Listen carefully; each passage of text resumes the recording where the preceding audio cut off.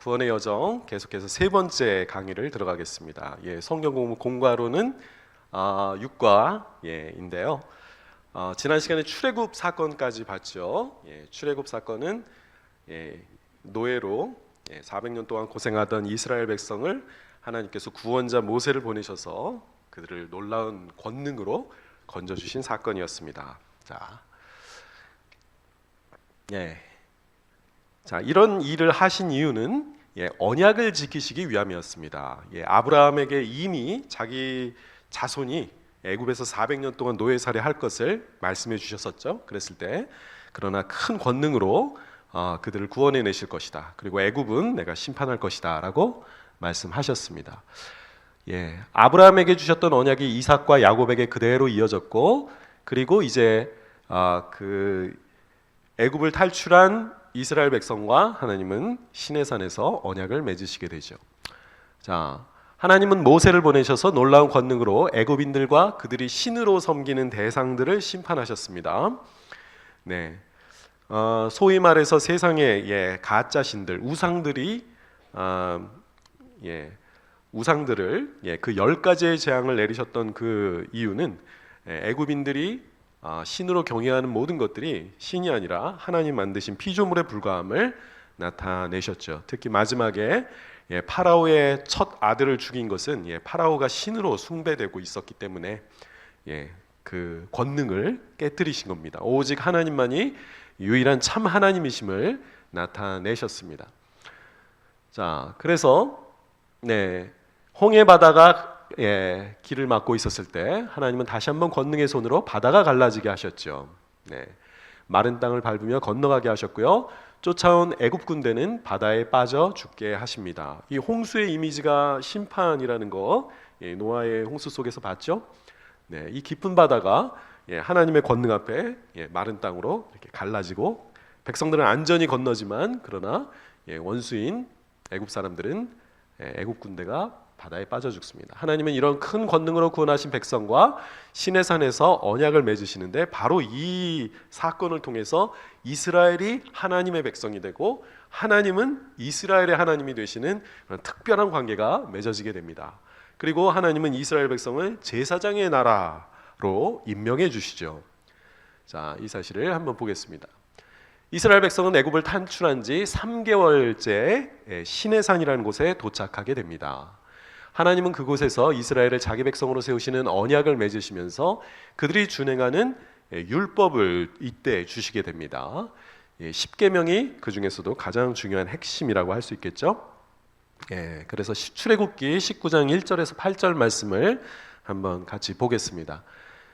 제가 읽을게요. 이스라엘 자손이 애굽 땅을 떠난 지 3개월이 되던 날 그들이 시내 광야에 이르니라. 그들이 르비딤을 떠나 시내 광야에 이르러 그 광야에 장막을 치되 이스라엘이 거기 산 앞에서 장막을 치니라. 모세가 하나님 앞에 올라가니 하나님께서 산에서 그를 불러 말씀하시되 너는 이같이 야곱의 집에 말하고 이스라엘 자손들에게 말하라. 내가 애굽 사람에게 어떻게 행하였음과 내가 어떻게 독수리의 날개로 너희를 업어 내게로 인도하였음을 너희가 보았느니라. 세계가 다 내게 속하였나니 너희가 내 말을 듣고 내 언약을 지키면 너희는 모든 민족 중에서 내 소유가 되겠고 너희가 내게 대하여 제사장 나라가 되며 거룩한 백성이 되리라. 너는 이 말을 이스라엘 자손에게 전할지니라. 자, 그래서 모세가 내려와서 백성 장로들을 불러 여호와께서 자기에게 명령하신 그 모든 말씀을 그들 앞에 진술하니 백성이 일제히 응답하여 이르되 여호와께서 명령하신 대로 우리가 다 행하리이다. 모세가 백성의 말을 여호와께 전했다라고 되어 있습니다. 자, 방금 읽은 본문을 가지고 한번 생각해 볼까요? 하나님은 이스라엘을 어떻게 구원하셨다고 했습니까? 4절 말씀을 한번 보시면 내가 애굽 사람에게 어떻게 행하였음과, 하나님이 애굽에서 행하셨던 그 놀라운 권능, 자기 백성은 안전하게 지키셨지만 그러나 자기를 괴롭히던 애굽 사람들에겐 재앙을 내리셨죠. 그리고 마지막에 홍해 바다를 건넜습니다. 또 어떻게 독수리 날개로 너희를 업어 내게로 인도하였음을 너희가 보았느니라 그랬습니다. 와, 하나님이 이스라엘 백성을 어떻게 인도하셨대요? 독수리의 날개로 업어서 내가 너희들을 여기까지 인도했다라고 표현하십니다. 비유적인 표현인데 독수리의 날개로 자기 자신을 하나님이 비유하셨습니다. 자, 독수리는 하늘에서 가장 강한 새죠. 그래서 아주 권능 있는 그 새가 또 날개는 뭡니까? 보호를 의미합니다. 그래서 그들을 안전하게 광야길을 그들을 인도하고 있다. 그 광야라는 단어가 종종 혼돈이라는 단어, 황폐하다라는 그 의미와 함께 그 태초에 하나님이 창조 작업이 이루어지기 전에 그 혼돈 상태를 말한다고도 했죠. 자, 그 창조의 작업 속에 하나님의 영이 수면에 운행하셨다 그랬는데 성령님이죠. 그래서 그 혼돈 상태로부터 이 질서를 끌어내기 위해 일하셨던 그 창조주의 영, 그 모습이 있었는데 그 광야라는 이 황폐한 땅에서 그 뜨겁고 메마른 땅에서 이 백성을 이 새처럼 하나님이 자기를 새의 이미지로 백성들을 안전하게 그리고 크신 권능으로 인도하고 있는 모습입니다. 나중에 이제 그 하나님께서 구름 기둥을 이렇게 펼치셨잖아요. 뜨거운 광야에서 그것은 이제 날개라고 표현을 하거든요. 그래서 그 뜨거운 광야에서 백성들을 보호하시던 그 날개를 말합니다. 자, 이렇게 하나님은 이 자기 백성을 아주 안전하게 강하신 권능으로 안전하게 보호하시면서 그들을 인도하셨습니다. 2번인가요? 하나님에게 이스라엘은 어떤 존재라고 말씀하십니까? 자, 이제 하나님과 이스라엘 사이의 관계를 이제 설정하시는데 원래 아브라함과 맺으셨던 그 언약을 통해서 이제 이스라엘 수많은 백성을 이제 이 땅에 창조하셨죠. 자, 그들에게 있어서 5절과 6절 말씀 잘 아시는 말씀이죠. 세계가 다 내게 속하였나니 온 세상이 다 내 것이지만 그러나 너희가 내 말을 잘 듣고 내 언약을 지키면 너희는 모든 민족들 중에서 내 소유가 되겠고 그럽니다. 세상에 수많은 민족들이 있지만 그러나 이스라엘 민족만은 하나님의 소유이고 제사장 나라이며 또 거룩한 백성이 되리라고 말했습니다. 자, 제사장 나라라는 표현이 참 놀랍죠. 아마 이스라엘 백성들은 400년 동안 애굽에서 종살이하면서 그 제사장이 얼마나 존귀한 사람인지 봤을 거예요. 요셉도 그 제사장 그룹에 이제 들어갈 정도였는데 그 어마어마한 신상들을 다 주관하는 그 제사장, 굉장한 영광과 존귀를 입고 있는 사람들이 제사장들이었겠죠. 그런데 하나님은 모든 이스라엘 백성들이 전체가 제사장이라고 말씀하십니다. 특별히 특권층 몇몇 사람들만 제사장이 아니라 모든 하나님의 백성 자체가 제사장을 이루고 있는 나라다. 그러니까 이스라엘 백성들이 와, 내가 그때 봤던 그 거의 왕 같은 그 제사장들이 바로 나구나라는 사실을 알게 됐겠죠. 제사장은 하나님과 인간 사이를 중재해 주는, 그래서 하나님의 복을 백성에게 전달하는, 그리고 백성들을 대신해서 하나님 앞에 나아가는 그런 아주 존귀한 존재죠. 그런 나라입니다. 그러니까 하나님이 모든 민족 중에서 이스라엘을 택하신 이유는 이 민족을 통해서 결국 아브라함에게 언약하셨던 대로 모든 백성을 또 복 주시기 위함이기도 했죠. 자, 그래서 거룩한 백성입니다. 하나님의 목적을 위해 따로 구별된 백성이죠.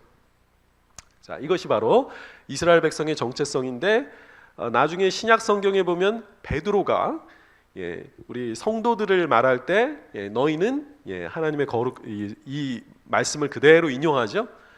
우리가 바로 하나님의 이 세굴라라고 하는 거룩한 하나님의 소중한 소유이고, 그리고 왕 같은 제사장이다. 저 나라라는 말이 왕이라는 말하고 이렇게 어원이 같아요. 그러니까 왕 같은 제사장이다. 제사장 나라다 같은 말입니다.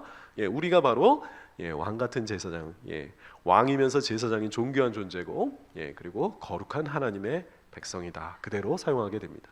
자, 이스라엘은 이렇게 하나님과의 특별한 관계 속에서 다른 민족들과는 구별되는 아주 하나님의 아주 존귀한 백성이 된 겁니다.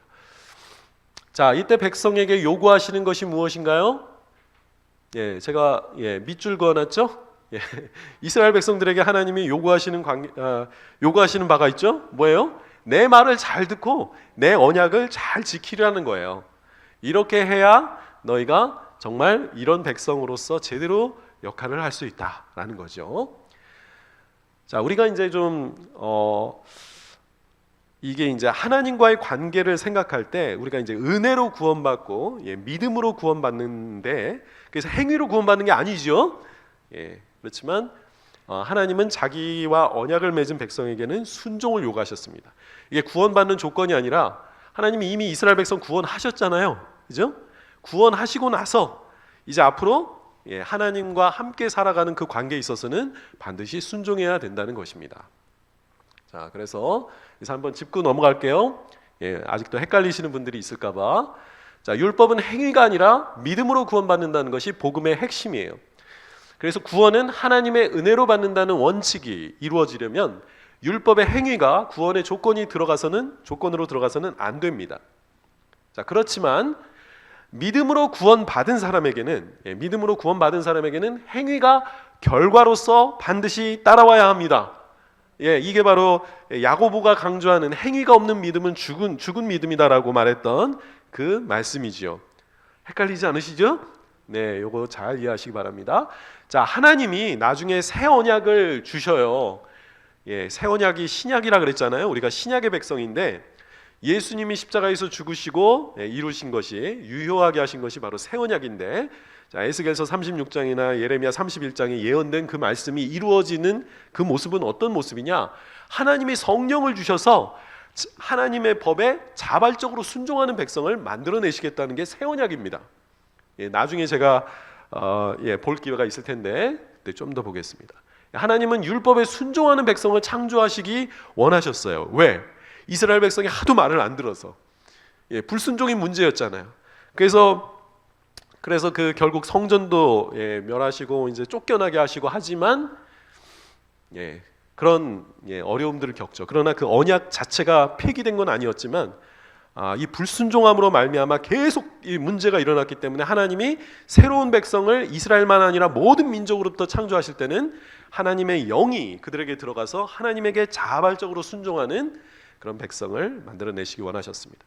자, 그래서 우리가 은혜로 구원받아서 하나님과의 관계를 맺게 되었다면 이제부터 우리의 삶은 항상 그 말씀을 잘 듣고 순종하는 삶이 되어야 한다는 겁니다. 자, 그래서 바울도 육신을 좇지 않고 성령을 따라 사는 우리에게, 로마서 8장이 성령에 대한 장이라는 거 알고 계시죠? 사도 바울이 쭉 복음에 대해 설명하다가 8장에서 절정을 이루는데 성령님이 우리 안에 하시는 일이 무엇인가를 말해요. 그런데 성령을 따라 사는 우리에게 율법의 요구가 이루어진다고 했습니다. 자, 우리가 율법의 디테일한 600가지의 그 계명을 지킨다라기보다는 우리가 성령님을 우리 안에 주시니까 우리가 하나님을 사랑하고 자발적으로 그 계명들을 막 지키는 거예요. 율법이 요구했던 것, 육신으로 할 수 없었던 것, 이제 성령을 받으니까 가능하게 된다는 겁니다. 이게 바로 구원받은 자의 삶이에요. 자, 이게 바로 이제 새 언약이 우리의 삶에서 이루어질 때 나타나는 큰 특징입니다. 더구나 바울은 로마서를 쓴 목적이 뭐게요? 믿어서 순종하게 하기 위함이라고 서론 1장 5절에서 밝히고 있습니다. 잘 읽어보세요. 믿음으로 구원받는다? 그게 다가 아니라 믿어 순종하게 하려고 로마서를 썼다는 겁니다. 순종이 엄청나게 중요한 거예요. 오직 믿음으로 은혜로 구원받지만 칭의에 가깝다면 순종은 이제 성화 부분에서 이미 내 안에 들어오신 성령님과 어떻게 우리가 살아가야 하는가에 있어서는 순종. 마지막 결론에서도 믿어 순종하게 하려고 라는 표현이 또 한 번 나옵니다.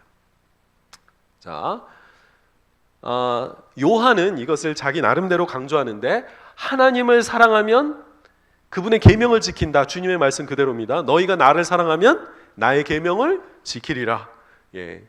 요한복음 14장에서 반복해서 말씀하고 계십니다.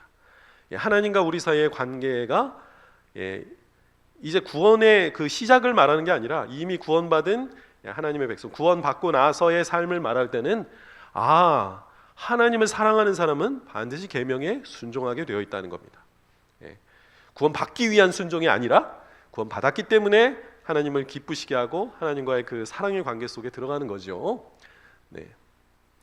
자, 그래서 성령으로 거듭난 사람에게 있어서 율법은 무거운 짐이 아니라고 또 요한 1서에서 말합니다. 그렇죠. 하나님 법대로 지키는 게 그게 그렇게 큰 고역은 아니라는 겁니다. 기쁜 거예요. 성령을 주셨으니까. 자, 그래서 이것은 율법주의가 아닙니다. 율법의 행위로 하나님의 호의를 얻어내려고 하는 그런 태도가 율법주의라면 그건 아니에요. 자, 하나님의 은혜를 주셨어요. 카리스라고 해요. 그런데 거기에 대한 감사입니다. 우리의 감사예요. 유카리스테오입니다. 예. 율법은 왜 지키냐? 감사해서. 내가 나를 구원해 주신 하나님이 너무 감사해서 기쁜 마음으로 순종하는 것. 이것이 바로 새 언약의 백성의 삶이라는 거죠. 자, 하나님께서는 이렇게 이스라엘 백성을 크신 권능으로 구원하시고 시내산에서 언약을 맺으시는데 그 언약의 이제 조인식을 또 한 번 합니다. 자, 아브라함과도 처음에 부르셔서 이제 주권적으로 언약을 맺고 15장에서 그 쪼개매 언약 봤죠? 그리고 17장에서 할례의 언약을 이렇게 하시는 그 과정을 보았는데, 자, 이스라엘 백성과도 이제 언약의 일종의 그 의식을 행하십니다. 자, 선포하신 뒤에 십계명을 비롯한 율법을 주시죠. 출애굽기 이제 19장, 20장에 나와 있고 그 언약을 확정하는 예식을 이제 24장에서 묘사하고 있습니다. 자, 모세는 언약서와 백성에게 피를 뿌려 언약을 인증하고 또 모세와 아론과 장로들은 하나님 앞에서 식사하는 시간을 가지게 되는데요. 출애굽기 24장입니다. 자, 한번 또 저하고 같이 한번 읽어보실까요? 또 모세에게 이르시되 너는 아론과 나답과 아비후와 이스라엘 장로 70명과 함께 여호와께로 올라와 멀리서 경배하고 너 모세만 여호와께 가까이 나오고 그들은 가까이 나오지 말며 백성은 너와 함께 올라오지 말지니라. 모세가 와서 여호와의 모든 말씀과 그의 모든 율례를 백성에게 전하매 그들이 한 소리로 응답하여 이르되 여호와께서 말씀하신 모든 것을 우리가 준행하리이다. 모세가 여호와의 모든 말씀을 기록하고 이른 아침에 일어나 산 아래에 제단을 쌓고 이스라엘 12지파대로 12기둥을 세우고 이스라엘 자손의 청년들을 보내어 여호와께 소로 번제와 화목제를 드리게 하고 모세가 피를 가지고 반은 여러 양푼에 닦고 반은 제단에 뿌리고 언약서를 가져다가 백성에게 낭독하여 듣게 하니 그들이 이르되 여호와의 모든 말씀을 우리가 준행하리이다. 모세가 그 피를 가지고 백성에게 뿌리며 이르되 이는 여호와께서 이 모든 말씀에 대하여 너희와 세우신 언약의 피니라. 모세와 아론과 나답과 아비후와 이스라엘 장로 70인이 올라가서 이스라엘의 하나님을 보니 하나님을 봤어요. 그 발 아래는 청홍을 편듯하고 하늘이 청명하더라. 하나님이 이스라엘 자손의 존귀한 자들에게 손을 대지 아니하셨고 원래 하나님을 보면 죽는다는 그런 믿음이 있었는데 손대시지 않았습니다. 그리고 그들은 하나님을 뵙고 먹고 마셨다라고 되어 있습니다. 이게 하나님이 그들을 제사장 나라로 삼으시고 그들의 하나님이 되어 주시기로 한 그 언약을 이제 인치시는 언약 조인식의 장면입니다. 자, 어떤 절차에 따라 이루어졌습니까? 모세는 언약을 세우는데 어떤 역할을 했습니까? 네, 방금 전에 읽었던 그 과정을 쭉 생각하시면 되겠습니다. 그 백성들이 이제 산 아래에 있었고 70명의 장로들이 산 중턱까지 올라왔고 산 꼭대기에 올라가는 모세 혼자만 올라갔습니다. 그죠? 그래서 하나님으로부터 그 언약의 말씀을 받아왔고 그 기록된 말씀을 가져다가 백성들에게 선포했더니 처음에 장로들에게 했고 그다음에 백성들에게 했죠. 그랬더니 백성들이 다 준행하겠다고 했고 그 언약의 피를 그들에게 뿌리는 그 모습을 보았습니다. 자, 모세는 언약의 중재자지요. 이 이스라엘과 하나님 사이에 그 하나님의 백성이 되는 그 언약을 세우는 중재자의 역할을 하게 되는데 장차 예수 그리스도가 하실 일을 미리 지금 보여주고 있습니다. 예수 그리스도는 새 언약의 중보자라고 할 수 있겠죠. 자, 언약을 인준하는 의식에서 피를 뿌리는 것은 어떤 의미가 있었을까요? 히브리서 기자가 여기에 대해서 이제 자세히 히브리서 전체가 이제 구약의 이야기를 구약의 특히 제사와 관련된 그것들을 우리에게 자세히 풀어주고 있는데 모세가 여기다 피를 뿌렸다고 했죠. 모세가 피를 짐승의 희생을 드렸고 그 다음에 제단에다가 반을 뿌렸고 그리고 나머지 반을 가다가 언약서를 읽고 나서 순종하겠다고 한 백성에게 또 피를 이렇게 뿌렸습니다. 우슬초로 이렇게 뿌렸다고 하는데 이는 여호와께서 모든 말씀에 대하여 세우신 언약의 피입니다.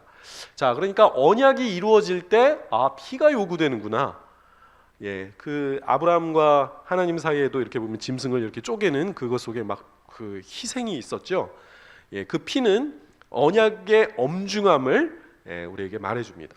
예, 희생이 따르는 이 언약을 지키지 않으면 희생이 따르게 될 것을 보여주는, 저주가 따를 것을 보여주는 그런 엄중한 모습이죠. 그래서 피라는 이 생명이 요구됐던 겁니다.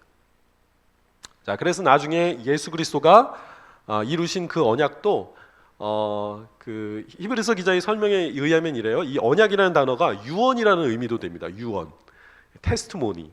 테스트모니가 언약이라는 뜻도 되고 유언이라는 뜻도 되는데, 유언은 언제 이루어져요?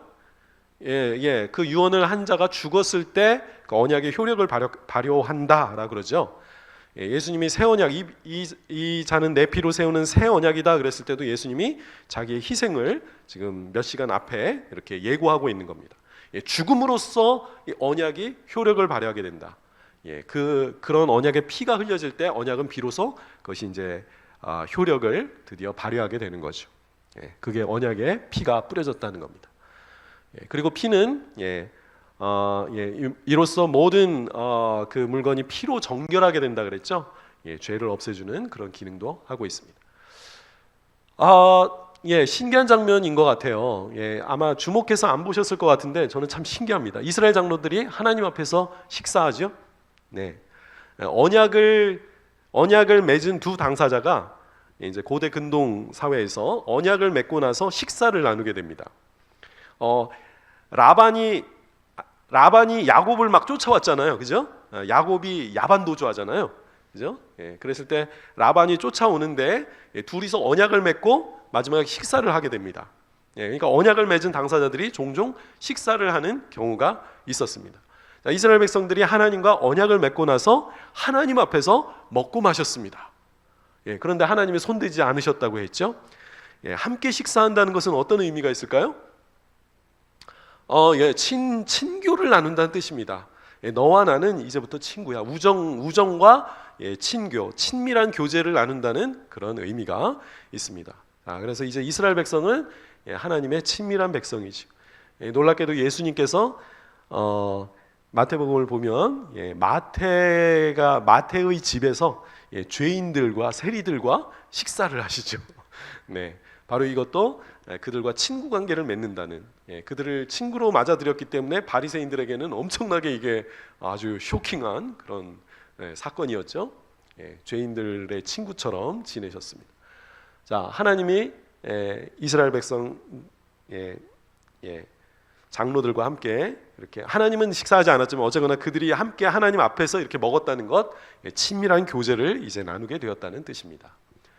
그렇죠. 우리가 하나님과의 관계 속에 물론 그분에게 순종해야 하지만 순종보다 사실 더 기쁘고 감사한 것은 우리 하나님과 나 사이에 평화가 있고 친밀한 관계를 누리게 된다는 거죠. 자, 최고의 계명을 보겠습니다. 자, 하나님은 애굽을 탈출한 백성과 시내산에서 언약을 맺으셨지만 불행히도 그 언약을 맺었던 백성은 광야 생활에서 대부분 죽었습니다. 역시 불순종의 문제였죠. 하나님의 율법에는 순종하면 복을 받고 불순종하면 징벌을 받는다는 그 조건이 들어 있었거든요. 그래서 출애굽은 했지만 광야에서 많은 백성이 대부분 죽었습니다. 가나안 입성을 앞두고 이제 새로운 세대가 또 이스라엘 백성을 채우게 되는데, 자, 모압 광야에서 약속의 땅을 앞에 두고 모세가 다음 세대에게 다시 한번 하나님의 율법을 이렇게 설교로 가르쳐 줍니다. 이게 신명기죠. 하나님과의 언약을 그리고 갱신합니다. 자, 학자들은 신명기가 고대 근동의 언약문과 유사한 형식으로 되어 있음을 밝혀냈어요. 그러니까 많은 그 당시에 고대 근동 지역에서도 고대의 왕들이 아니면 그 일반 사회에서 이런 식으로 언약을 맺었다는 그 언약문의 형태를 띠고 있고요. 그래서 신명기 자체가 십계명을 확장하여 해설하고 있음을 알게 되었습니다. 그래서 신명기 전체가 십계명의 확장된 해설이다라고 보시면 되겠습니다. 자, 그 중에서 지금 볼 그 6장이 중요한데요. 바로 제1계명을 해설하는 부분입니다. 내 하나님 외에는 다른 신을 섬기지 말라는 것에 대한, 하나님만 섬기라는 것에 대한 계명이 여기에 나오는데요. 이것을 쉐마라고 하죠. 네, 6장 4절부터 9절에 있는 말씀입니다. 자, 당시 유대인들처럼 예수님이 이 계명을 최고의 계명이라고 인정하셨어요. 예, 그랬죠. 그리고 자, 그래서 그 내용을 한번 좀 살펴보겠습니다. 자, 이는 곧 너희 하나님 여호와께서 너희에게 가르치라고 명하신 명령과 규례와 법도라. 너희가 건너가서 차지할 땅에서 행할 것이니 너와 내 아들과 내 손자들이 내 평생에 내 하나님 여호와를 경외하며 내가 너희에게 명한 그 모든 규례와 명령을 지키게 하기 위한 것이며 또 내 나를 장구하게 하기 위한 것이라. 이스라엘아, 듣고 삼가 그것을 행하라. 그리하면 내가 복을 받고 내 조상들이 하나님 여호와께서 내게 허락하심 같이 젖과 꿀이 흐르는 땅에서 내가 크게 번성하리라. 자, 이것이 이제 본격적인 이제 쉐마인데요. 이스라엘아, 들으라. 쉐마가 이제 들으라는 말입니다. 우리 하나님 여호와는 오직 유일한 여호와시니 너는 마음을 다하고 뜻을 다하고 힘을 다하여 내 하나님 여호와를 사랑하라. 오늘 내가 내게 명하는 이 말씀을 너는 마음에 새기고 내 자녀에게 부지런히 가르치며 집에 앉았을 때이든지 길에 갈 때이든지 누워 있을 때이든지 일어날 때이든지 이 말씀을 강론할 것이며 또 너는 또 그것을 내 손목에 매어 기호를 삼으며 내 미간에 묻혀 표로 삼고 내 집 문설주와 바깥문에 기록할지니라. 예, 잘 아시는 말씀입니다. 자, 한번 볼까요? 우리가 하나님의 계명을 지켜야 하는 이유가 무엇이라고 되어 있습니까? 1절부터 3절에 또 그 계명을 지킬 때 어떤 복을 받게 됩니까? 라고 되어 있네요. 자, 1절과 3절 잠깐 다시 한번 보실까요? 예, 여기 보니까 왜 지켜야 됩니까? 하나님의 명령과 규례와 법도를 주셨어요. 우리가 왜 지켜야 됩니까? 아담에게 왜 계명을 주셨죠? 예, 복을 주기 위한 건데, 그러나 그 전에 하나님이 우리에게 계명을 주시는 목적은 하나님을 경외하게 하기 위함입니다. 예. 나는 창조주 하나님이고 너는 나의 피조물이지, 그러니까 너희는 나를 경외해야 돼라는 겁니다. 그 순종은 하나님을 경외하고 있다는 그런 표시였죠. 자, 그리고 그 계명을 지키면 하나님이 복을 주시죠. 네. 하나님이 처음에 창조하실 때 아담뿐만 아니라 사실 동물들에게도 복을 주셨다라는 표현이 여러 번 나오죠. 번성하게 하시고 했는데, 보세요. 우리가 하나님의 계명에 순종할 때 어떻게 됩니까? 장수한다. 그리고 복을 받아서 크게 번성하리라 그랬죠. 젖과 꿀이 흐르는 땅에서 번성하게 될 거다. 자, 쉐마는 당시 유대인들이 날마다 외우는 신앙 고백이 되었습니다. 경건한 유대인들은 하루에 2번, 3번까지도 요즘도 외운다고 합니다. 자, 들으라는 표현 첫 단어에서 따왔습니다. 쉐마는 하나님을 어떤 분이라고 선언하고 있습니까? 네네. 예, 우리 하나님 여호와는 오직 유일한 여호와시니, 히브리어 원문은 야훼 우리 하나님, 야훼 하나입니다. 야훼 우리 하나님이라는 뜻은 야훼는 우리와 언약을 맺으신 하나님이라는 얘기죠. 예. 그리고 하나시라는 것은 진정한 유일한 신. 세상에 신이라고 불리는 수많은 이름들이 있지만 그것은 다 가짜고 오직 이 여호와만이 참 신임을 고백하는 그런 신앙 고백입니다. 자, 그러면서 이 하나님의 그 어떤 이스라엘과의 관계성 속에서 하나님 어떤 분인가를 선언하고 나서 그 다음에 하나님을 사랑하라고 합니다. 맞죠? 네, 5절에서 마음을 다하고 뜻을 다하고 힘을 다하여 내 하나님 여호와를 사랑하라 그랬습니다. 하나님을 사랑해야 되는데 보통 사랑하면 되는 게 아니에요. 저 다하고라는 게 모든이라는 의미죠. 영어로는 이제 love your God with all your mind, with all your mind예요. 자, 마음을 다하고, 마음이라는 것은 보이지 않는 그 내 내면의 중심을 말해요. 우리는 마음하면 주로 감정을 생각하는데 히브리 개념에서는 그 마음이라는 게 어떤 지성, 감정, 의지를 다 포함한 어떤 존재의 중심을 말해요. 내 존재의 핵심, 그 센터. 나의 모든 것이 흘러나오는 그 근원이 바로 마음입니다. 그래서 지킬 만한 것보다 더욱 내 마음을 지키라고 하죠. 거기서 생명이 난다. 자, 마음을 다해야 됩니다. 내 존재의 내 모든 생각, 내 모든 감정의 센터가 그 마음인데, 마음을 다해서 하나님 사랑해야 돼요. 영어로는 이제 이것을 이제 마인드라고 번역을, 지성을 다해. 지성을 다해 하나님을 사랑한다는 것은 뭘까요? 하나님을 알려고 엄청나게 노력을 기울여야 된다. 내 모든 힘을 다해 하나님을 알아야 된다는 거죠. 자, 그리고 영혼을 다하고예요. 그 다음에 말이 이제 뜻을 다하고라고 번역되는데, 원래 단어가 이제 네페시라고 제가 전에 설명드렸던 그 단어입니다. 영혼이라는 단어는 생명이라는 뜻이라고 했죠. 그러니까 신체적인 생명을 포함한 내 존재 전체. 그래서 요즘 말로 자아라는 그 단어와 유사하다 그랬습니다. 그러니까 내 모든 존재 전체를 다해서 사랑해야 된다. 근데 가끔 이제 신체적인 것과 대조를 이룰 때는 보이지 않는 어떤 영역을 가리킬 때도 있어요. 그러나 영혼이라는 말 속에는 우리는 영혼하면 이제 당연히 신체를 배제한 어떤 나의 존재를 말하는데, 히브리적 개념의 영혼은 신체를 포함한 나의 생명 전체를 말한다. 자, 그런데 내 영혼의 핵심은 나의 의지죠. 내가 나를 나라고 이제 이렇게 내가 자유로 내 뜻대로 행할 수 있는 그것이 영혼의 가장 중요한 부분이긴 합니다. 그래서 뜻을 다하고도 뭐 괜찮아요. 자, 그리고 그렇게 내 존재 전체를 다해 하나님을 사랑해야 하고요. 그 다음에 힘을 다하여는 내 신체적인 에너지를 다 써서 하나님을 사랑하셔야 됩니다. 그러니까 나의 모든 활동의 에너지는 하나님을 사랑하고 예배하는 일에 다 쏟아 부어야 된다. 지칠 때까지 우리는 하나님을 섬겨야 된다는 겁니다. 이렇게 하나님을 사랑하라고 하나님이 명령하셨어요. 최고의 계명입니다.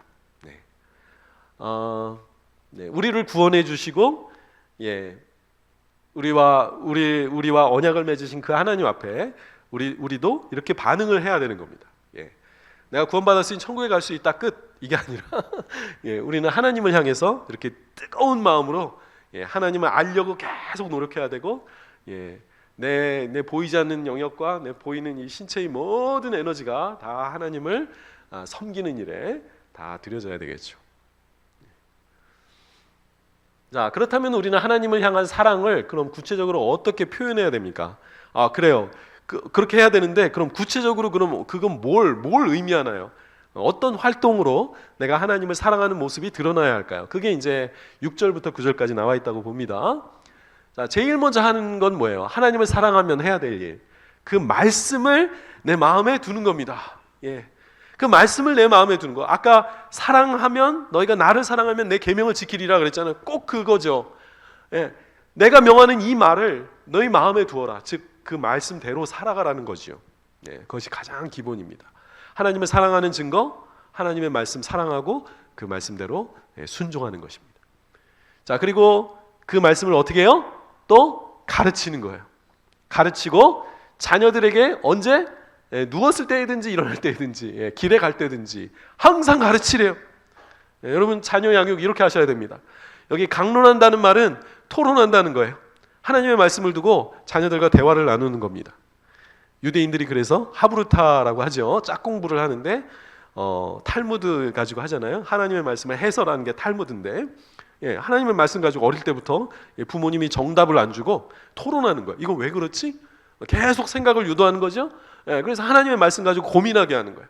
계속 그 머리가 이걸 막 이해하기 위해서 계속 활동을 하는 거죠. 그래서 이제 변호사, 법 이런 쪽에 머리가 좋아진다고들 하죠.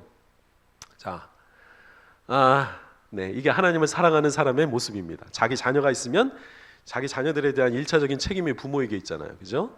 예전엔 더 그랬고, 지금은 막 교회에다 다 맡겨두는데 지금도 여전히 부모에게 책임이 있는 겁니다. 교회에서 뭐 와봤자 1시간, 2시간 이거 잠깐 말씀 배우는 거 가지고 어떻게 그 자녀의 삶이 하나님을 경외하는 삶이 되겠어요.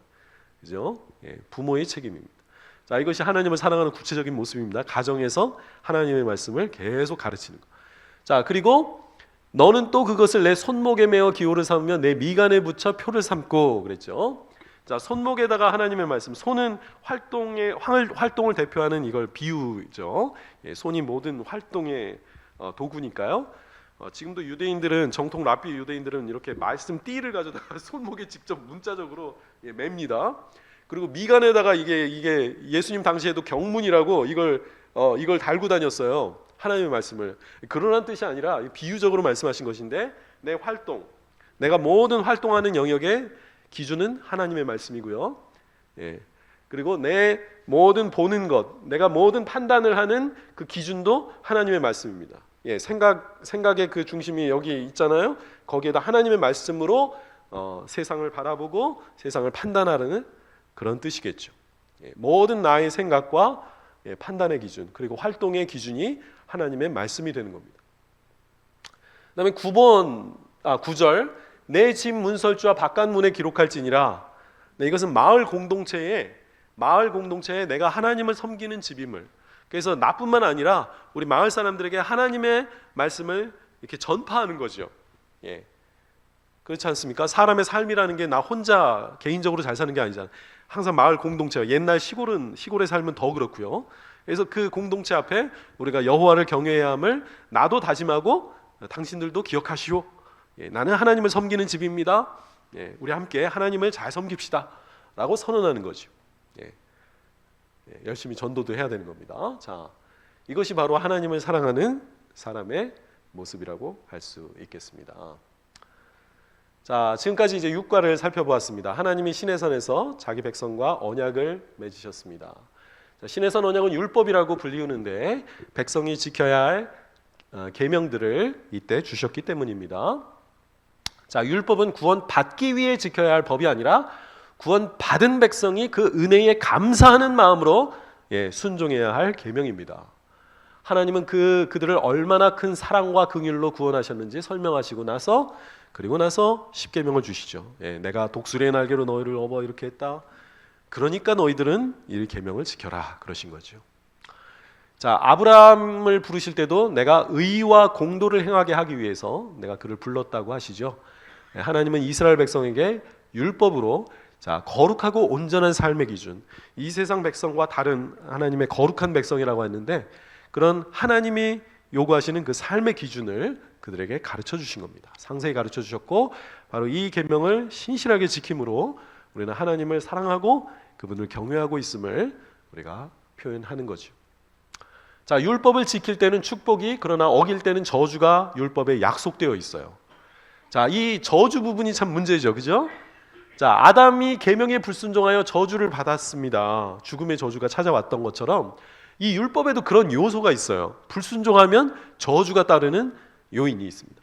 결국 율법을 지키지 못해서 약속의 땅에서 추방되고 강대국의 지배하에 들어가게 되죠. 자, 그런데 이 율법의 저주 부분을 예수님께서 감당하신 겁니다. 율법의 그 사망을 가져오게 하는 그 독, 그 독을 예수 그리스도께서 삼키신 거죠.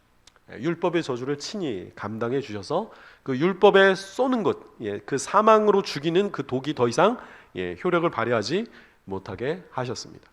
자, 그래서 우리는 당연히 이제 율법의 시대가 끝났고 모든 율법은 이제 예수 그리스도 안에서 이루어졌고요. 그래서 예수님이 율법의 저주까지도 자기가 다 감당하셨습니다. 율법을 완전하게 지키신 분도 예수님 뿐이고 그 율법 안에 들어있는 그 저주를 자기가 다 삼키셔서 그 율법은 끝나게 하셨고 또 율법이 예언하고 있었던 메시아로서 예수님은 이제 율법의 시대를 마감하게 하십니다. 우리는 율법이 아니라 이제는 예수 그리스도를 따르고 믿고 따르는 그런 백성이 되었습니다. 자, 지금부터 남은 시간 동안에는 성막과 제사에 대해서 살펴볼 텐데요. 성막 아시죠? 그 안에 있는 여러 기물들이 있는데 요게 이제 시간이 좀 많이 걸릴 것 같아서 오늘은 반만 하도록 하겠습니다. 자, 하나님은 시내산에서 이스라엘과 언약을 맺으셔서 자기 백성으로 삼으셨고 그들에게 율법을 주셨습니다. 율법은 구원받은 조건으로 주신 것이 아니라 구원받은 백성에게 거룩한 삶을 살게 하기 위함이었습니다. 만약 이스라엘 백성이 율법을 어기면 어떻게 될까요? 아까 말한 대로 저주가 찾아오죠. 원칙상 거룩하신 하나님은 진노하시고 그분과의 교제가 단절됩니다. 큰일 나죠. 그래서 어떻게 할까요? 하나님이 은혜로우신 하나님께서 그들의 죄를 없앨 수 있는 제도를 마련해 주신 거예요. 그것이 바로 성막에서 드려졌던 제사입니다. 제사 제도가 이스라엘 백성이 범과했을 때, 하나님의 말씀에 어긋나는 행동을 했을 때 그것을 없앨 수 있는 제도가 바로 제사 제도였던 겁니다. 자, 성막은, 제사가 드려지던 그 장소는 하나님의 임재가 있었던 곳입니다. 거기에서 드려진 제사가 죄를 없애주었고요, 하나님과의 관계를 회복시켜주는 역할을 했던 겁니다. 그러니까 이 성막과 제사 속에 하나님의 그 자비 그리고 은혜가 충만하게 드러나 있고, 이 그림은 너무나도 예수 그리스도를 분명하게 모형으로서 지금 우리에게 설명해주고 있습니다. 사실 요것을 이제 규정하신 그 법 부분이 굉장히 지루해요, 그죠? 우리가 성경을 읽을 때 이제 출애굽기 후반부, 레위기 읽으면 굉장히 어렵지 않습니까? 그렇지만 그 의미를 알면, 그 영적인 의미를 알면 굉장히 놀랍고 재미있는 그런 부분이기도 합니다. 자, 성막 들어보셨죠? 성막은 삼중 구조로 되어 있습니다. 네, 삼중 구조. 제일 바깥에 큰 테두리가 이제 바깥뜰이라고 하죠. 동쪽에 출입문이 있었던 거 아시죠? 동쪽. 이게 이제 성전 성막이 에덴 동산을 따르고 있다라고 했던 것 중에 큰 증거 중에 하나가, 에덴 동산도 입구가 동쪽에 있었거든요. 동쪽에 그룹과 불칼로 그 입구를 막으셨거든요. 그래서 아담이 이제 동쪽으로 갔고, 가인도 이제 더 멀리 동쪽으로 갔다는 것은 하나님으로부터 점점 멀어졌다는 뜻입니다. 자, 그 모습처럼 입구는 동쪽에 있었고, 자, 그 안에 들어가면 그 안에 건물이 있는데 텐트죠. 그것이 둘로 나뉘어 있습니다. 가운데 휘장이 있어서 성소와 지성소로 되어 있었습니다. 성소는 제사장이 언제든지 들어와서 저기서 이제 진설병도 먹는 그런 곳이었고요. 지성소는 지극히 거룩한 곳이라는 뜻인데, 여기에 그 딱 하나 기구가 있습니다. 언약궤예요. 언약궤. 그리고 그 안에 십계명의 두 돌판이 들어있는 상자였습니다. 그 상자라는 단어가 아론이에요. 아론. 모세의 동생 아론이 저 상자, 궤라는 뜻입니다. 자, 성막에 들어있었던 유일한 기구니까 엄청 중요하겠죠. 와, 이게 뭘까? 물론 그 원형은 우리가 지금 몰라요. 그렇지만 이제 상상에 의해서 보면 이게 이제 언약궤라는 그 상자를 그 속죄소라는 뚜껑이 덮고 있습니다. 자, 언약궤를 덮은 속죄 이 뚜껑을 덮개라는 말의 단어의 뜻은 그냥 덮개라는 뜻인데, 그래서 이제 속죄라는 뜻이 덮다라는 뜻이라고 했죠. 죄를 덮는다. 저 안에 이제 십계명의 두 돌판이 들어 있는 걸 덮고 있는 겁니다. 그래서 저걸 은혜의 보좌라고도 했어요. 은혜의 보좌. 왜냐하면 하나님이 그룹 천사 사이에 좌정하고 계시다라는 그런 표현도 있거든요. 그래서 하나님의 임재가 있는 그 장소가 저기였습니다. 이 법궤의 뚜껑인 저 시은좌가 하나님의 임재가 있던 그 구체적인 장소였습니다. 저기에 바로 피를 뿌려서 백성들의 죄를 용서받던 곳이죠.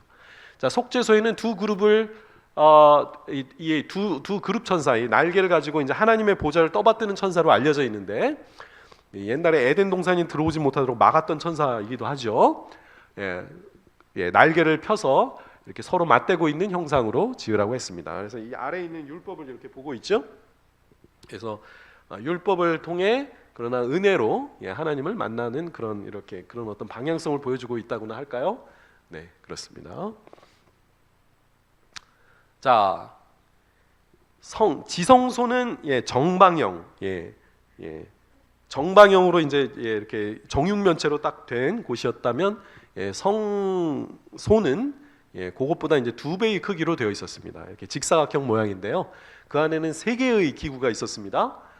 분향단, 오른쪽, 그 다음에 진설병상, 진설병이 있는 그 상, 그리고 등잔대, 7개의 가지를 가진 등잔대가 있었습니다. 그리고 바깥뜰에 가면, 바깥뜰에는 2가지가 있었는데요. 하나는 번제단이고, 그리고 번제단 다음에 이제 텐트에 들어가는 그 사이에 물두멍이 있었습니다. 물두멍에 제사장은 반드시 몸을 씻고 제사를 드릴 수가 있었어요. 모세는 하늘에 있는 그 성막의 본을 따라서 이 모든 것을 다 지어야 했습니다. 자, 하나씩 보겠습니다. 자, 먼저 지성소를 보겠습니다. 가장 중요한 장소였죠. 이 삼중 구조로 되어 있었다. 아까 시내산에 올라올 때도 백성들은 아래 있고 70 장로가 중간에 있고 모세만 이렇게 올라갔던 그 삼중 그 구조였던 것처럼 이 성소도 삼중 구조. 바깥들 그리고 성소 그리고 가장 거룩한 지성소. 바로 여기에 하나님의 임재가 있는 곳이었고요. 한번 보겠습니다. 지성소에 있었던 유일한 가구가 아까 말했던 언약궤입니다. 내가 내게 줄 증거판을 궤 속에 둘지며 십계명을 말하죠. 십계명의 두 돌판을 이 상자 속에 넣어두었습니다. 순금으로 속죄소를 만들고 2규빗 너비는 1규빗 되게 하고 금으로 그룹 둘을 속죄소 두 끝에서 쳐서 만들되 한 그룹은 이 끝에 또 한 그룹은 저 끝에 속죄소 두 끝에 속죄소와 한 덩어리로 연결할지니 그룹들은 그 날개를 높이 펴서 그 날개로 속죄소를 덮으며 얼굴을 서로 대하여 속죄소를 향하게 하고 속죄소를 궤 위에 얹고 그러니까 덮개죠. 내가 내게 줄 증거판을 궤 속에 넣으라. 거기서 내가 너와 만나고 속죄소 위 곧 증거궤 위에 있는 두 그룹 사이에서 내가 이스라엘 자손을 위하여 내게 명령할 모든 일을 내게 이르리라 그랬습니다. 하나님이 좌정하시고 거기에서 말씀하시는 장소가 바로 속죄소였던 겁니다. 역대상 13장 6절에 보면 다윗이 온 이스라엘을 거느리고 바알라 곧 유다에 속한 기럇여림에 올라가서 여호와 하나님의 궤를 메어오려 하니 여호와께서 두 그룹 사이에 계심으로 그러한 이름으로 일컬음을 받았더라고 했습니다. 하나님이 임재하시는 장소. 그러니까 그룹 천사의 그 모습이 지금도 이제 고대 아시리아나 이런 그 유적들이 발견되잖아요. 그럼 왕의 보좌 옆에 이 날개 달린 천사들이 이렇게 새겨져 있는 모습이 보입니다. 하나님의 어떤 그 보좌를 떠받드는 그런 천사가 바로 그룹 천사로 여겨졌죠. 그래서 이 속죄소는 그룹 천사가 이렇게 장식되어 있었습니다.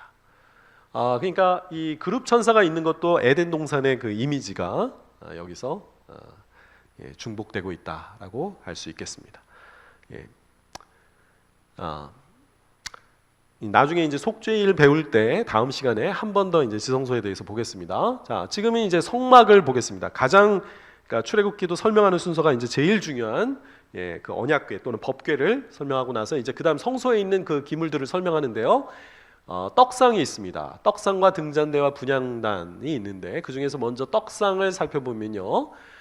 조각목으로 상을 만들되 길이는 2규빗, 너비는 1규빗, 높이는 1규빗 반이 되게 하고 순금으로 싸고 주위에 금태를 두르고 그 주위에 손바닥 넓이만한 턱을 만들고 그 턱 주위에 금으로 태를 만들고 그것을 위하여 금고리 넷을 만들어 금고리 넷을 만들어 채를 꿰기에 되어 있는 겁니다. 턱 곁에 붙이라. 이는 상을 맬 채를 꿰 곳이며 또 조각목으로 그 채를 만들고 금으로 싸라. 이것으로 맬 것이니라. 너는 대접과 숟가락과 병과 붓는 잔을 만들되 순금으로 만들며 상 위에 진설병을 두어 항상 내 앞에 있게 할지니라 그랬습니다. 자, 성소에는 12덩어리의 떡을 둔 그 상이 놓여 있었습니다. 그 12덩어리의 떡이 무엇을 상징할까요? 뭐 어렵지 않죠. 이스라엘 12지파 그 백성들의 숫자와 그 떡의 숫자가 같잖아요. 그죠? 그러면은 이 거룩한 장소에 하나님이 그 이스라엘 백성들을 이렇게 지금 이렇게 품고 계시다라는 것을 하나님 지금 돌보시고 공급하고 계심을 지금 보여주는 이 떡이 진설병이었습니다.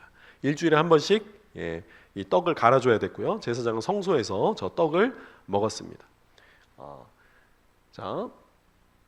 그 떡에 대한 설명입니다. 너는 고운 가루를 가져다가 떡 12개를 굽되 각 덩이를 10분의 2 에바로 하여 여호와 앞에 순결한 상 위에 두 줄로 한 줄씩 6씩 진설하고 또 정결한 유향을 그 각 줄 위에 기념물로 여호와께 화제를 삼을 것이며 안식일마다 이 떡을 여호와 앞에서 항상 진설할지니 이는 이스라엘 자손을 위한 것이요 영원한 언약이니라. 이 떡은 아론과 그의 자손에게 돌리고 그것은 그것을 그들은 거룩한 곳에서 먹을지니 이는 여호와의 화제 중 그에게 돌리는 것으로서 지극히 거룩함이니라. 이것은 영원한 규례니라. 아주 거룩한 떡이었고요. 그 아까 처음 언약을 맺을 때 하나님 앞에서 식사했었던 거 기억나시죠? 예, 그래서 제사장이 백성을 대표해서 이 떡을 성소에서 먹었다는 것은 계속해서 그 언약 관계가 잘 이루어지고 있고, 아까 말한 대로 함께 식사를 나눈다는 그 하나님 앞에서의 식사는 그 친교로 친밀한 교제를 의미한다고 했죠. 자, 그런데 예수님께서 뭐라 그러셨어요? 나는 기록된 바 하늘에서 그들에게 떡을 주어 먹게 하셨다함 같이 우리 조상들은 광야에서 만나를 먹었나이다. 예수께서 이르시되 진실로 진실로 너희에게 이르노니 모세가 하늘로부터 떡을 준 것이 아니라 내 아버지께서 너희에게 하늘로부터 참떡을 주시나니 하나님의 떡은 하늘에서 내려 세상에 생명을 주는 것이니라. 그들이 이르되 주여 이 떡을 항상 우리에게 주옵소서.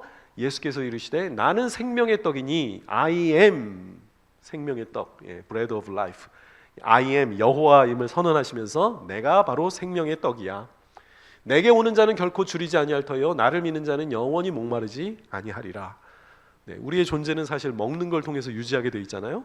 하나님이 세상 창조하시고도 아담에게 제일 먼저 먹는 거 챙겨주셨던 모습을 보았는데, 이 정말로 먹고 영원히 우리를 목마르게 하지 않고 배고프게 하지 않는 그 떡이 바로 예수님 자신임을 지금 말씀하고 있습니다. 생명의 그 진설병과 관련된 그런 말씀이라고 할 수 있겠습니다. 자, 아까 떡 먹는 것에 교제의 의미가 있다고 했죠. 내가 문 밖에 서서 두드리노니 누구든지 내 음성을 듣고 문을 열면 내가 그에게로 들어가 그와 더불어 먹고 그는 나와 더불어 먹으리라. 자기 백성을 돌보시는 하나님의 그 사랑이 이 진설병 속에 있습니다. 거룩한 성소에 항상 있었고, 자, 그것이 등잔대에서 나오는 그 빛을 항상 받고 있었어요. 맞은편에서. 그러니까 한쪽에는 이 12덩어리의 떡이 있고 한쪽에는 등잔대가 있어서 그 떡을 항상 비치고 있었던 겁니다. 이 빛은 당연히 하나님의 그 존재, 하나님의 생명을 상징하는 거 아니겠어요? 그러니까 하나님의 돌보심과 그 공급이 그 백성들을 향해 가고 있음을 지금 성소가 보여주고 있는 거죠. 자, 등잔대에 대해서 한번 살펴볼까요? 7개의 가지를 가진, 역시 순금으로 되어 있습니다. 등잔대를 처음 만들 때 밑판과 줄기와 잔과 꽃받침과 꽃을 한 덩어리로 연결하고, 가지 6을 등잔대에서 나오게 하되 다른 3가지는 이쪽으로 나오고 다른 3가지는 저쪽으로 나오게 하며, 이쪽 가지에 살구꽃 형상의 잔 셋과 꽃받침에 꽃이 있게 하고 저쪽 가지에도 살구꽃 형상의 잔 셋과 꽃받침이 있게 하여 등잔대에서 나온 가지 6을 갖게 할지며, 등잔대 줄기에는 살구꽃 형상의 잔 4과 꽃받침과 꽃이 있게 하고 등잔대에서 나온 가지 6을 위하여 꽃받침이 있게 하되 2가지 아래 한 꽃받침이 있어. 뭐 복잡하지만 줄기와 연결하여 2가지 아래 한 꽃받침이 있어. 줄기와 연결하면 또 이 2가지 한 꽃받침, 꽃받침과 가지를 이렇게 해서 등잔 7을 만들어 그 위에도 그 앞을 비추게 하라 그랬습니다. 자, 여러분 금초대가 뭐처럼 생겼습니까? 무슨 나무 같죠? 여기 살구꽃이라고 되어 있는데 꽃이 피어 있는 나무의 모습을 하고 있습니다. 자, 그래서 아까 에덴 동산과 이 성소가 그런 이미지를 많이 가져왔다고 했는데, 여기 지금 금으로 되어 있는 것도 에덴 동산에 금이 있었잖아요. 그리고 이 나무 모양으로 이루어진 이 빛을 비추고 있는 이 등잔대가 바로 생명나무를 상징한다고 학자들은 이해하고 있습니다. 뭐 너무 명백하죠? 나무 모양으로 되어서 빛을 비추고 있는. 사실 성소는 깜깜했거든요. 그런데 거기서 유일하게 빛을 비추고 있는 것이 바로 이 등잔대였습니다. 제사장은 호마노와 베델리엄 같은 그 에덴 동산에 있었던 보석으로 12보석으로 자기의 몸을 치장하고 들어갔죠. 그리고 이 등잔대는 항상 불이 꺼지면 안 됐습니다. 불이 꺼지지 않는 이 등잔대는 사실 모세가 떨기나무를 보았을 때 그게 계속 그 불이 붙어 있는데 다 없어지지 않았잖아요. 그래서 그런 이미지도 이 등잔대에 담겨 있다고 합니다. 그래서 여호와의 임재를 상징하죠. 여호와의 임재. 그리고 그분이 우리에게 어떤 생명을 주시는 그런 모습임을 봅니다. 자, 그리고 네, 예수님께서 또 이 이미지를 가지고 말씀하신 적이 있습니다. 요한복음 8장 12절인데요. 또 예수께서 말씀하여 이르시되, 역시 I am the light of the world죠. I am 여호와임을 선언하시면서 나는 세상의 빛이니 나를 따르는 자는 어둠에 다니지 아니하고 생명의 빛을 얻으리라고 말씀했습니다. 자, 그리고 요한계시록에 보면 몸을 돌이켜 나에게 말한 음성을 알아보려고 돌이킬 때 7 금촛대를 보았다고 합니다. 자, 그러면서 또 20절에 가면 내가 본 것은 내 오른손에 7 별의 비밀과, 그리고 또 7 금촛대라. 7 별은 7 교회의 사자요, 7 촛대는 7 교회인이라, 이렇게 또 말씀하고 있습니다. 그러니까 이 성소의 이미지가 또 요한계시록에서 한 번 더 어떤 하나님과 교회의 관계를 말할 때 그 이미지를 가져다가 쓰고 있습니다. 자, 그 다음에 성막에 있는 세 번째 도구는 분향단이죠. 분향단. 향을 피웠던 겁니다. 그러니까 세 번째 도구가 이제 분향할 제단을 만들지니 조각목으로 만들되 길이가 1 규빗, 너비가 1 규빗. 규빗이 여기서부터 여기까지인 거 아시죠? 그래서 사실 그 법궤도 한 요 정도 길이밖에 안 됩니다. 2 규빗이거든요. 아주 작은 상자인데 분향할 단 1 규빗, 너비 1 규빗, 네모가 반듯하게 하고 2 규빗, 높이가 2 규빗. 그러니까 강대성보다 훨씬 작죠. 요만해서 이제 이렇게 된 2 규빗. 제단 상면과 전후 좌우면에 뿔을, 그러니까 모서리를 두고 순금으로 쌓고 그 주위에 금태를 두르지며 금태 양쪽에 금고리 둘을 만들고 또 그 양쪽에 만들지니 이는 제단을 매는 채를 꿰 것이며, 채는 이제 긴 막대기거든요. 그건 옮길 때 제사장들이 그걸 옮길 때 편하라고 채를 꿰었습니다. 채를 뺐냐 안 뺐어요. 빼면 큰일 나죠. 그거 다시 만져야 되잖아요. 만지지 않기 위해서 채를 이렇게 항상 고리에다가 이렇게 막대기를 껴놨습니다. 우리는 가마 옮기듯이 이렇게 그거를 이렇게 막대기를 껴놓은 거예요. 그 채를 조각목으로 만들고 금으로 싸고 제단을 증거계 위 속죄소 맞은편 증거계 앞에 있는 휘장 밖에 두라. 속죄소는 내가 너와 만날 곳이며, 속죄소는 이제 지성소에 거기 있는 거잖아요. 그런데 그 휘장 바로 바깥 앞에 분향단을 두어야 했습니다. 아론이 아침마다 날마다 그 위에 향기로운 향을 사르되 등불을 손질할 때에 살을 찌며, 등불도 항상 불이 꺼지지 않도록 돌봐야 했고요. 제사장이 하는 일이. 그 다음에 그 위에 항상 분향단을 두어서 거기서 향이 피어오르게 해야 했습니다. 들어보면 그 시각적으로는 이제 그 빛이 등잔대에서 나오는 빛이, 그리고 이제 후각적으로는 그 향이 항상 피워져 있던 겁니다. 또 저녁 때 등불을 켤 때에 살을 찌니 이 향은 너희가 대대로 여호와 앞에 끊지 못할지며. 아침에도 피웠고 저녁에도 피웠습니다. 그 위에 다른 향을 사르지 말며 번제나 소제를 드리지 말며 전제의 수를 붓지 말며 아론이 1년에 한 번씩 이 향단불을 위하여 속죄하되 속죄제의 피를 1년에 한 번씩 대대로 속죄할지니라. 이 제단은 여호와께 지극히 거룩하니라 그랬습니다. 자, 이렇게 성소에서 향기가 돋아나게 했던 이 제단의 그 어떤 역할은 무엇일까요? 이것이 상징하는 것은 시편 141편 2절에 보면 나의 기도가 주의 앞에 분향함과 같이 되며 나의 손드는 것이 저녁 제사와 같이 되게 하소서라고 노래했습니다. 바로 이 분향단에서 나오는 그 자기를 태워서 이 아름다운 향을 내는 이 향은요, 바로 성도들의 기도를 상징하고 있습니다. 거룩한 곳에서 하나님의 임재 앞에 끊임없이 드려져야 할 것은 바로 성도들의 기도입니다. 요한계시록에 그의 어린 양이 나와서 보호자 위에 앉으신 이의 오른손에서 두루마리를 취하시니라. 그 두루마리를 취하심에 네 생물과 24장로들이 그 어린 양 앞에 엎드려 각각 검은 고와 향이 가득한 금 대접을 가졌으니 이 향은 성도의 기도들이더라 그랬습니다. 자, 분향단에 대해서 또 8장에 나와 있는데 또 다른 천사가 와서 제단 곁에서 금향로를 가지고 많은 향을 받았으니 이는 모든 성도의 기도와 합하여 보좌 앞 금제단에 드리고자 함이라. 하나님 옆에 드리기 위한 지금 성소의 이미지를 가지고 얘기하고 있죠. 향연이 성도의 기도와 함께 천사의 손으로부터 하나님 앞으로 올라가는지라.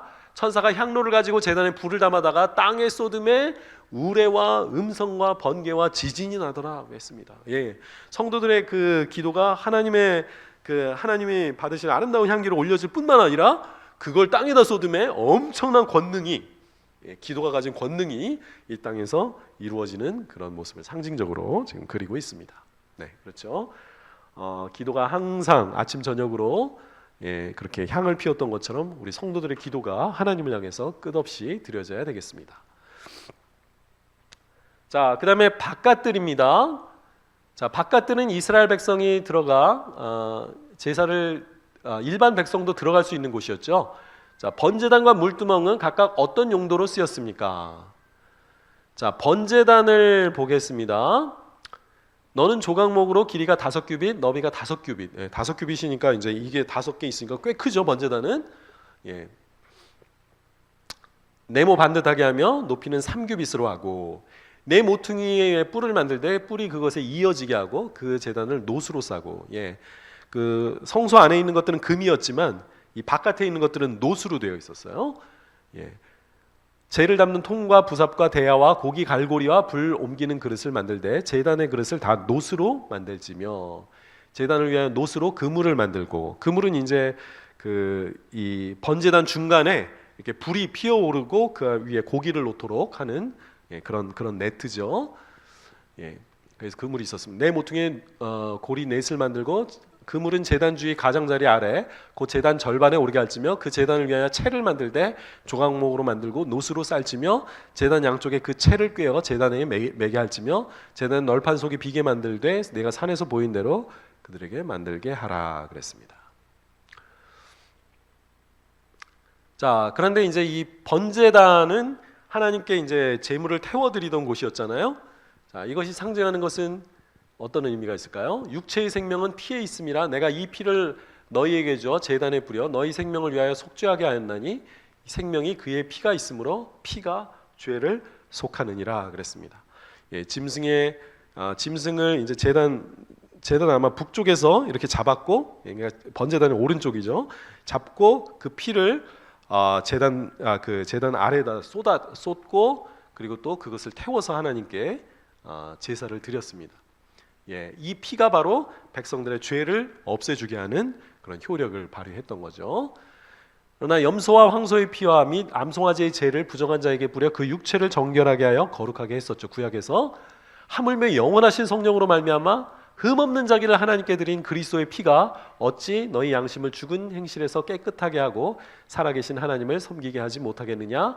율법을 따라 거의 모든 물건이 피로써 정결하게 되나니 피 흘림이 없은즉 사함이 없느니라. 그러므로 하늘에 있는 것들의 모형은 이런 것들로서 정결하게 할 필요가 있었으나 하늘에 있는 그것들은 이것들보다 더 좋은 제물로 할지니라. 하늘에 있는 그 모형을 따라서 지상에 있는 걸 만들었잖아요. 더 좋은 그 하늘에 있는 원형. 자, 그리스도께서는 참것의 그림자인 손으로 만든 성소에 들어가지 아니하시고 바로 그 하늘에 들어가사 이제 우리를 위하여 하나님 앞에 나타나시고, 하늘에 있는 것이 진정한 성소였다는 거죠. 그래서 그리스도께서 자기를 드리셨다. 대제사장이 해마다 다른 것의 피로써 성소에 들어가는 것 같이 자주 자기를 드리려고 아니하실지니 그리하면 그가 세상을 창조한 때부터 자주 고난을 받았어야 할 것이로되 이제 자기를 단번에 제물로 드려, 대제사장이면서 자기의 몸을 제물로 드리는 그런 이미지입니다. 없이 하시려고 세상 끝에 나타나셨느니라. 한 번 죽는 것은 사람에게 정하신 것이요 그 후에는 심판이 있으리니 이와 같이 그리스도도 많은 사람의 죄를 담당하시려고 단번에 들이심 받으셨고 구원에 이르게 하기 위하여 죄와 상관없이 자기를 바라는 자들에게 두 번째 나타나시리라. 이 번제단에서 드려졌던 수많은 제사는 당연히 예수 그리스도를 상징하죠. 예수 그리스도가 죽고 나서 더 이상의 이 땅에서 제사는 없어졌습니다. 자, 마지막 물두멍 간단하게 보겠습니다. 물두멍도 노수로 만들고 이건 크기가 정해져 있지 않았어요. 그러나 아론과 그의 아들들 제사장들은 여기에서 손발을 씻어야 했습니다. 회막에 들어갈 때 반드시 물로 씻어야만 죽기를 면할 수 있었어요. 그리고 그 직분을 행할 수가 있었습니다. 그리고 수족을 씻어 죽기를 면할지니 이와 자손이 대대로 영원히 지킬 규례라고 했습니다. 자, 물두멍이 상징하는 것은 무엇일까요? 역시 그 씻음이니까 죄를 깨끗하게 함을 상징하겠죠. 자, 히브리서에서 역시 물두멍을 염두에 두고 한 설명 같습니다. 우리가 마음의 뿌림을 받아 양심으로부터 벗어나고 악한 양심으로부터 벗어나고 몸은 맑은 물로 씻음을 받았으니 참 마음과 온전한 믿음으로 하나님께 나아가자 그랬죠. 요 구절을 보니까 사실 히브리서 기자가 새 언약을 2번이나 인용하거든요. 그래서 아까 말씀드렸던 그 새 언약 본문이에요. 맑은 물을 너희에게 뿌려서 너희로 정결하게 하되. 네. 예수 그리스도가 가져오신 새 언약이 뭡니까? 하나는 죄를 씻어주는 거죠. 물이 상징하는. 그래서 물과 성령으로 거듭난다고 하죠. 물을 뿌려서 우리를 정결하게 하는 거예요. 모든 더러운 것에서와 모든 우상 숭배에서 너희를 정결하게 할 것이요. 새 언약이 가진 또 하나의 그것은 죄를 씻어줄 뿐만 아니라 성령을 주시는 거예요. 또 새 영을 너희 속에 두고 새 마음을 너희에게 주되 육신에서 굳은 마음을 제거하고 부드러운 마음을 줄 것이며, 그 마음의 할례를 지금 말하고 있습니다. 그리고 내 영을 너희 속에 두어, 성령님을 우리에게 주어서 너희로 내 율례를 행하게 하리니 너희가 내 규례를 지켜 행할지라. 우리는 새 언약의 백성으로서 이제 다시 한번 하나님께 순종해야 할 그런 의무가 있음을 알 수 있습니다. 자, 성막을 보겠습니다. 성막은 에덴 동산의 이미지로 만들어졌습니다. 성소 안에 있는 금으로 된 기구들로 되어 있는데 에덴 동산은 금과 보석이 나는 곳이었죠. 대제사장의 옷에는 12지파를 상징하는 12보석으로 된 흉배가 있었고 양 어깨에는 에덴에 있던 호마노로 장식되어 있었습니다. 언약궤의 덮개와 지성소의 휘장에는 그룹 천사가 새겨져 있었던 건데 이것도 에덴 동산을 그룹과 두루 도는 화형검으로 지키셨던 것을 생각나게 합니다. 성소를 비추던 금촛대 메노라라고 하죠. 7가지를 가지고 있고 살구꽃과 꽃받침 모양을 가진 나무처럼 묘사되는데 이것은 생명나무의 이미지를 연상시킵니다. 자, 아담은 에덴 동산을 지키며 경작하라고 했죠. 자, 여기서 이 동사가 히브리어 동사가 샤마르, 그 다음에 아바드라는 동사인데 바로 제사장이 성소에서 일을 할 때 그대로 쓰이는 단어입니다. 자, 그렇기 때문에 우리가 아담이 에덴 동산에 하나님의 임재가 있던 에덴 동산에서 했던 일은 바로 제사장적 직무를 수행했구나라는 것을 알 수 있겠습니다.